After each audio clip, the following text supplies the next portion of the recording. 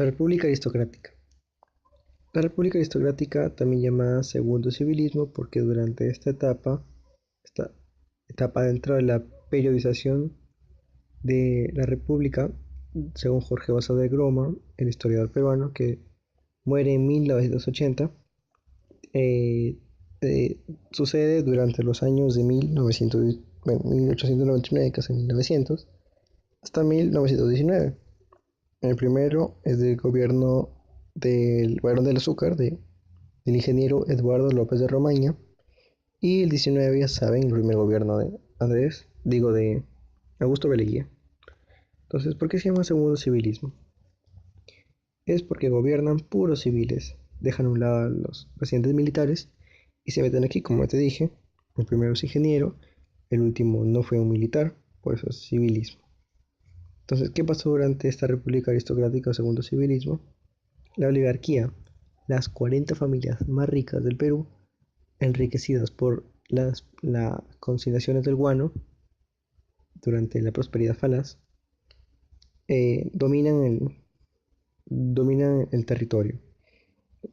Por ejemplo, las familias Nicolini, los nombres de Romaña, o sea, todos los presidentes, los apellidos, los Candamo, los Pardo y Barreda, los Leguía, los Benavide, los Billinghurst, todos esos de ahí, finalmente van a dominar las 40 familias, que se enriquece por, bueno, son la oligarquía de pocos. Entonces, el partido que iban a representar ellos, es el Partido Civil.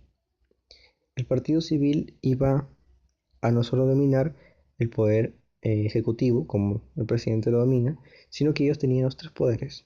Los tres poderes eran de ellos. Ellos ponían las leyes, ejecutaban las leyes y además representaban al país. Eso como tenían mucha plata, tenían tierras. A la propiedad de las tierras ellos le denominaban los latifundios, por lo tanto eran latifundistas. Estos 40 familias eran también los barones del azúcar, como se le denomina Lope de Romaña, y dependían del capital inglés. Hacían muchos préstamos al capital inglés de Inglaterra y pues ellos decían ya, luego te pagamos. Aquí era la inclusión aristocrática, pero excluían socialmente al pueblo.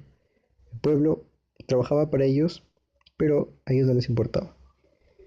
Había racismo, execración indígena y hasta mestiza también. Y esto ocasionaría que las luchas populares del pueblo en contra de estas familias, de estos gobiernos, pero no eran tan seguidas porque el pueblo ya estaba acostumbrado a esto, entonces, bueno. Pero ellos a veces lo hacían gracias a Manuel González Prada, que le decía que no, que tienes que sublevarte, tanta cosa. Pero igual no fue mucho. Ellos ya tenían dominado todo esto. El principal periódico donde Prada decía esto para que luchen por la clase proletaria, los trabajadores, los obreros, era La Protesta, se llamaba el periódico. Entonces había artesanos, había un montón de cosas, y todos ellos tuvieron que volverse trabajadores, obreros, porque querían dinero, pues, que como artesanos no ganaban mucho.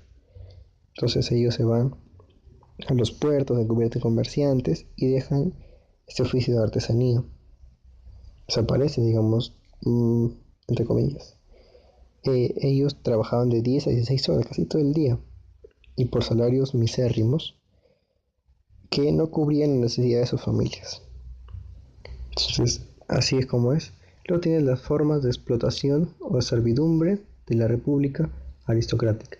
Tienes al enganche. ¿Qué es el enganche? Funciona entre el enganchador y el enganchado, capitalista o el contratista con el campesino. Eso se daba en la Sierra Central, que en la sierra, ya sabes, como la minería, Cerro Paco. Y en la costa norte, en las regiones azucareras algodoneras. ¿Cómo funcionaba el enganche? El enganche era darle salarios adelantados a los enganchados